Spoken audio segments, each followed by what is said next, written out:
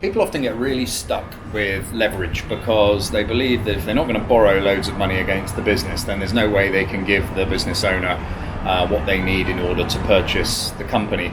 And this is just a really big fallacy. I think people misunderstand how a lot of deal structures are put together. There are lots of ways to, no money down doesn't necessarily mean no money.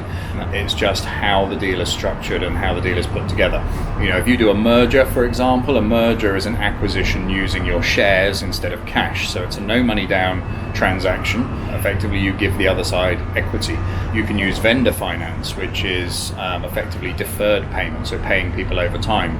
You can use earn-out, which is linking payments to future upside, so effectively having a kind of performance-related aspect to the money that they receive, which can obviously be self-financing from the business.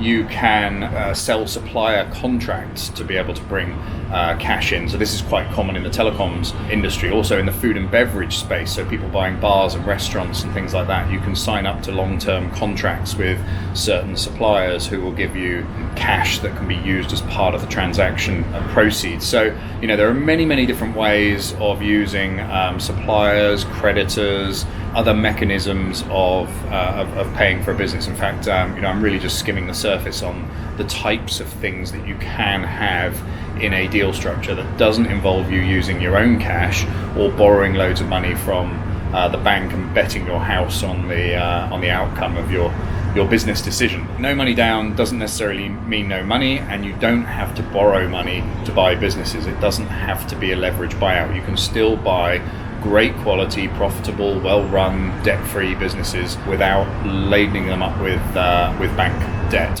So you just need to understand the processes and the tactics to do that, and then you can go out and do it regularly.